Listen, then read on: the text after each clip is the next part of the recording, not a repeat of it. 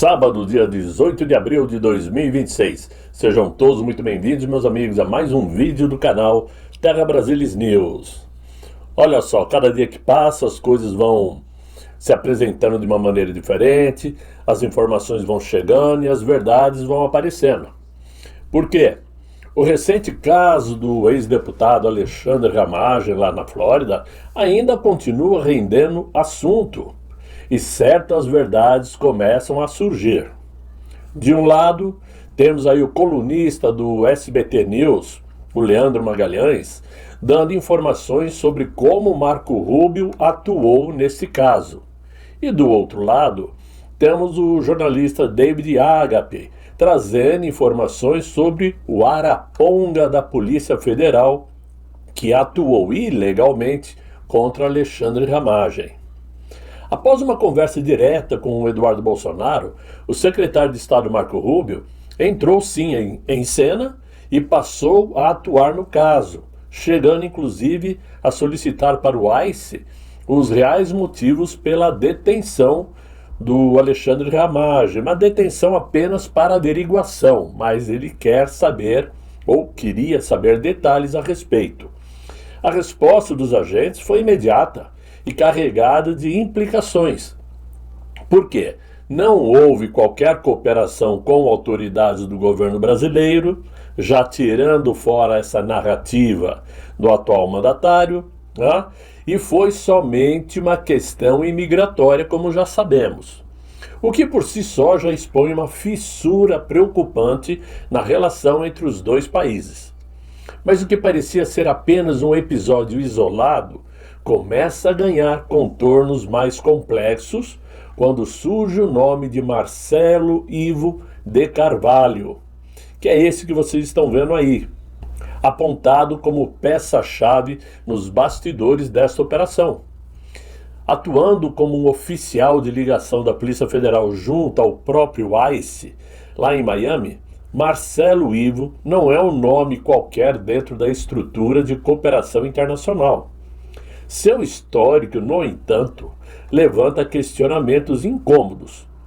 Um episódio, por exemplo, lá do seu passado, envolvendo um atropelamento fatal que matou um trabalhador numa rodovia de Sorocaba, quando dirigia embriagado e com a carteira de habilitação vencida há mais de um ano, onde nem assim perdeu seu cargo, nem foi responsabilizado criminalmente, mas, além de sua atuação em operações de monitoramento de brasileiros em solo americano, compõe então um perfil controverso e de mau caratismo, diga-se de passagem, para alguém que ocupa uma posição tão estratégica. A combinação desses elementos sugere que a situação de Ramagem pode não ter sido fruto apenas de circunstâncias burocráticas de imigração, mas sim de um cenário onde interesses políticos, articulações de espionagem ilegal e figuras com histórico sensível se entrelaçam. A entrada de Marco Rubio após interlocução com Eduardo Bolsonaro adiciona então muito mais peso nesse caso, transformando um episódio aparentemente técnico em uma questão de repercussão diplomática, onde cada movimento revela cada vez mais camadas profundas de tensão, principalmente, claro, entre Brasília e Washington.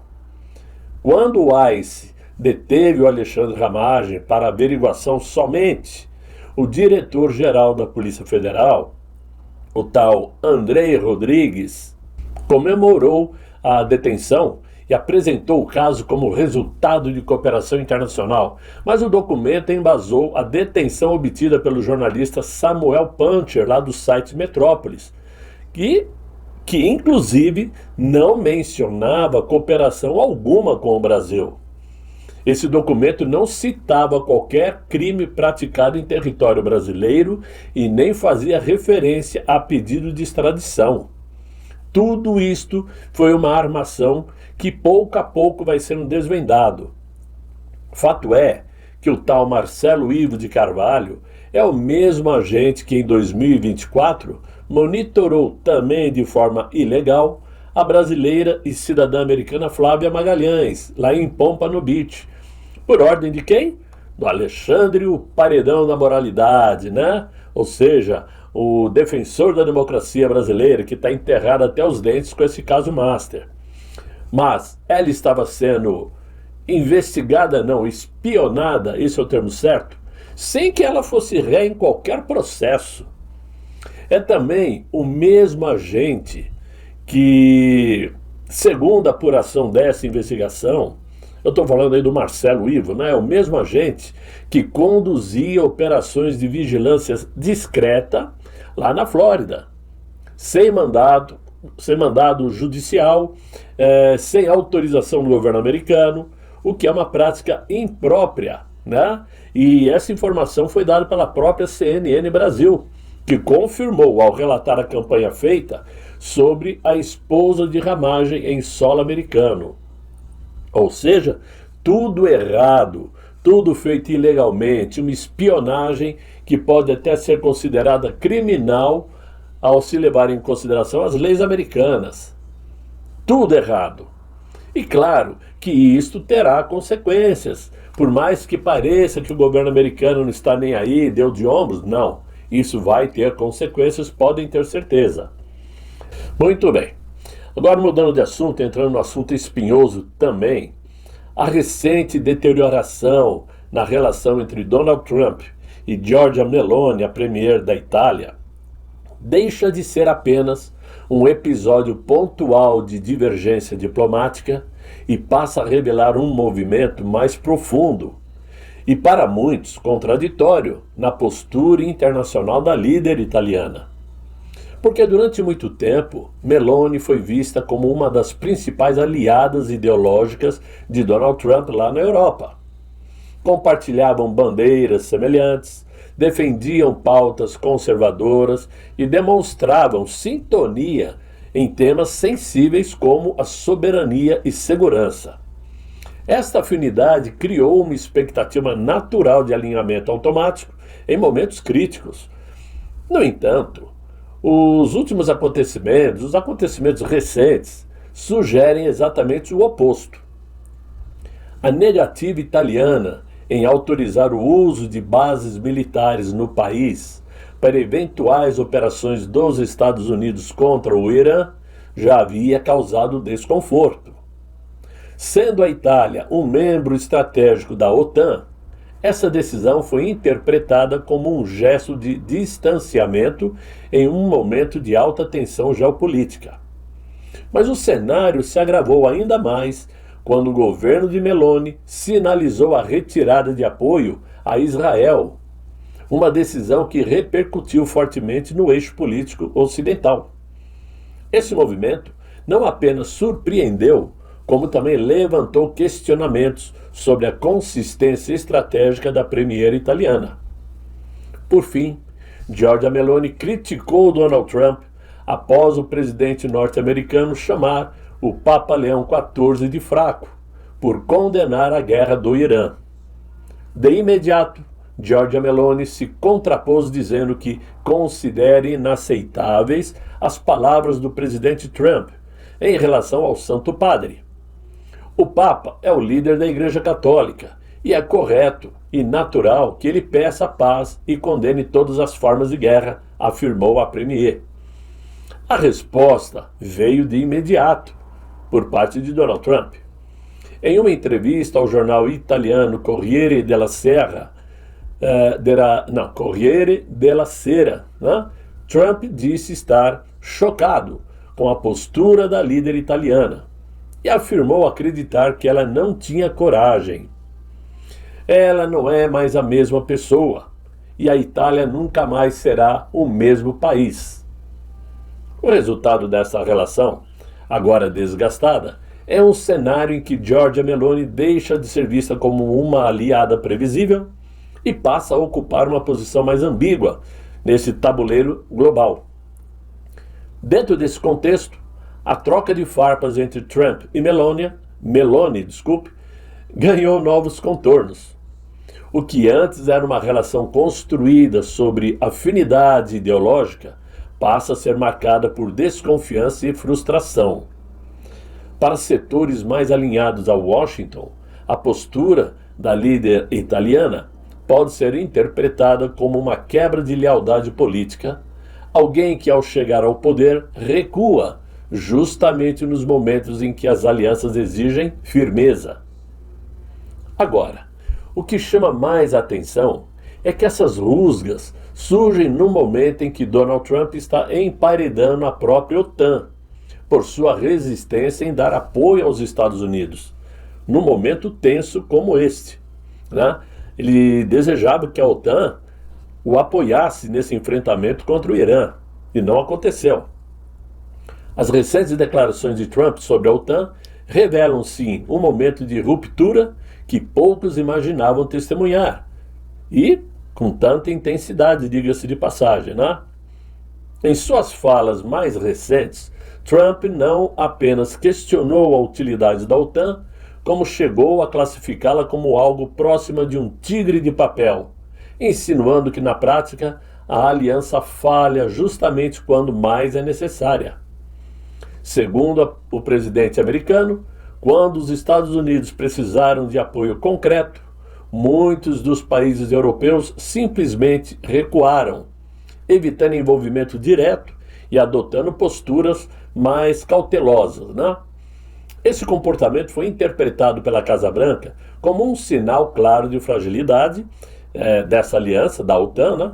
Alimentando a percepção de que Washington estaria chegando à conclusão de que está carregando sozinho o peso de decisões estratégicas que deveriam ser compartilhadas.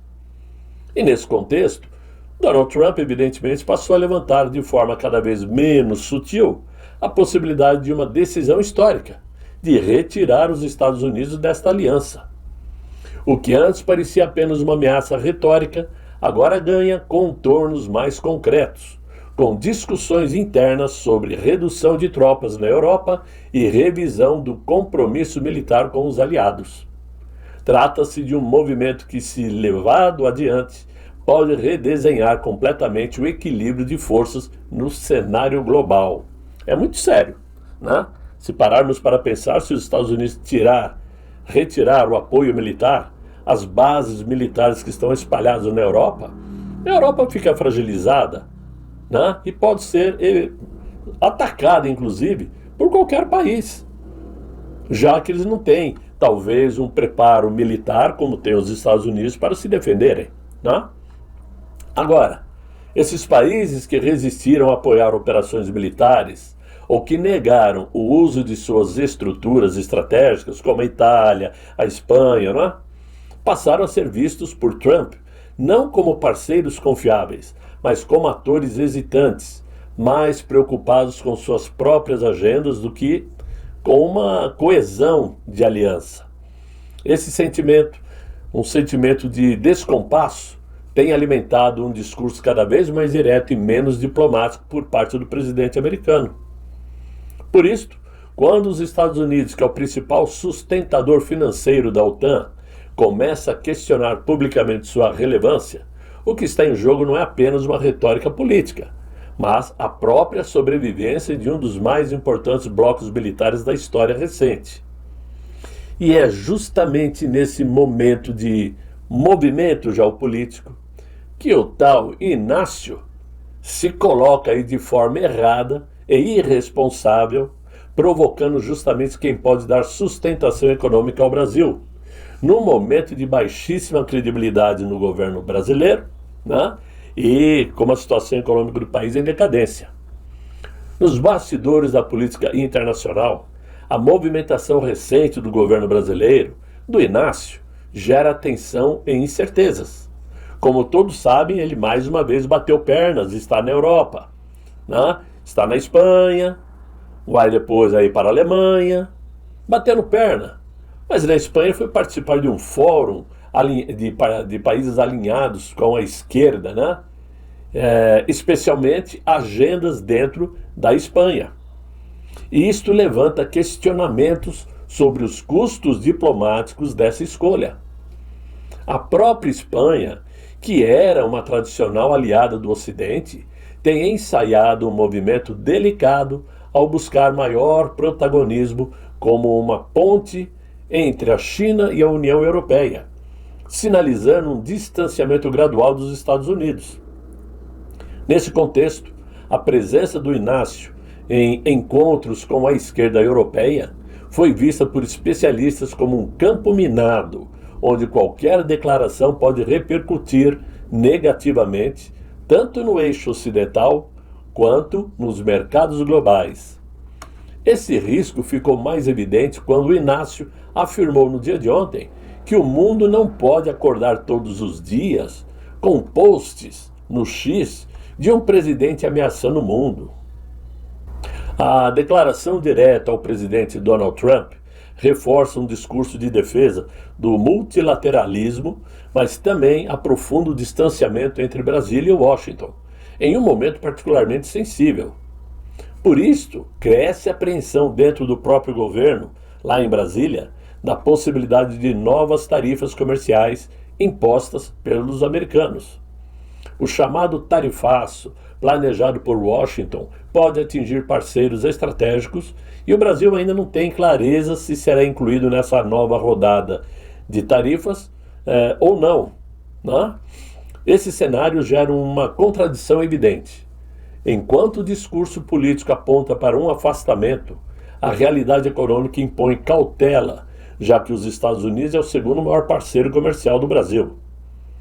O pior é que a Polícia Federal do Inácio rejeitou a ideia americana, como que se ela pudesse fazer isso, né? De classificar o PCC e o Comando Vermelho como organizações do terror, criando divergências profundas na forma como os dois países enxergam ameaças internas e cooperação internacional. E diante desse conjunto de movimentos, o Brasil parece caminhar sobre uma linha tênue. De um lado, busca reafirmar uma política externa mais autônoma e alinhada ao chamado Sul Global. De outro lado, enfrenta o risco de desgaste com os Estados Unidos em áreas sensíveis como comércio, segurança e diplomacia. Então, meus amigos, esse momento geopolítico, eu diria, é tão ruim para o Brasil que qualquer palavra mal colocada gera, sim, um problema diplomático, principalmente contra o país mais poderoso do mundo. E todo mundo sabe que Donald Trump não anda brincando, ele anda agindo. Já derrubou Maduro, já fez o que tinha que fazer no Irã, ainda tem um entreveiro lá com o Estreito de Hormuz, que vai acabar sendo resolvido pelo Donald Trump, né? Já resolveu a questão lá do Hamas, na Palestina, já está com um pé praticamente pronto para pisar em Cuba. E quem é o próximo alvo? É o Luiz Inácio, esqueci, falei o nome um pouco mais completo, que está lá com Pedro Sanches, Pedro Sanches na Espanha, atacando os Estados Unidos. É realmente uma pérola rara o tal do Inácio, não é isso? Mas para hoje, sábado, é o que nós tínhamos nesse feriado, e eu espero que vocês tenham gostado do assunto.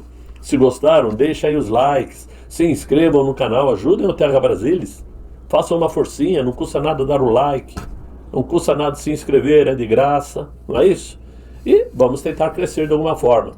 E eu espero que vocês tenham aí um excelente final de noite, muito bom descanso, e até amanhã, se Deus quiser, e Ele há de querer. Fiquem bem, fiquem com Deus. Tchau, tchau.